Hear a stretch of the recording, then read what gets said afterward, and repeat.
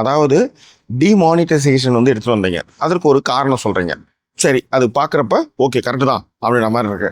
ஆனால் கொரோனாவுக்குள்ள திடீர்னு வந்து லாக்டவுன் அறிவித்து லட்சம் மக்கள் நடந்து போனாங்களே. மிக முக்கியமாக ஹோம் அவுட்னு ஒரு படம், அந்த படம் தான் வந்து கொரோனா காலத்தில் நடந்து போனவங்களுடைய கதறலை சொன்ன ஒரு மனசாட்சியை சொன்ன ஒரு திரைப்படம்.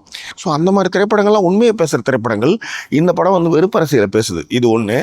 ரெண்டாவது, அந்த திடீர்னு ஒரு லாக்டவுனை போட்டுட்டு எல்லாரையும் நடக்க விட்டீங்களே, ஏன் அதுக்கு வந்து இவ்வளோ இராணுவ வாகனங்கள், ஏகப்பட்ட விஷயங்கள் இருக்குது நம்மக்கிட்ட.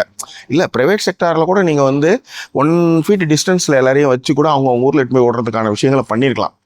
திடீர்னு ஒரு லாக்டவுனை போட்டு எல்லாரையும் நடக்க வச்சு எவ்வளோ மக்கள் வந்து இறந்து போனாங்க. அப்படி இறந்து போயிருந்தும் கூட வந்து அதற்கான கணக்கெலாம் எங்ககிட்ட இல்லவே இல்லைன்னு சொல்கிறதுக்கு ஒரு தைரியம் இருக்குல்ல. அந்த தைரியம் இருக்க வரை இந்த மாதிரி படங்கள் கண்டிப்பாக வரும். வேறு என்ன, சாய்ஸ் இஸ் யுவர்ஸ். இந்த படம் வந்து ஒரு பார்க்க வேண்டிய படம்னு சொல்லுவேன். ஆனால் என்னென்னலாம் வந்து நம்மளுக்கு காதில் பூ சுற்றுறாங்கன்றதை யோசிச்சுட்டே நீங்கள் பார்த்தீங்கன்னா நீங்கள் இந்திய அரசியலையும் தமிழக அரசியலையும் இருக்கிறீங்கன்னு அர்த்தம். உங்களுக்கு இந்திய அரசியலையும் தமிழக அரசியலும் புரியுதுன்னு அர்த்தம்.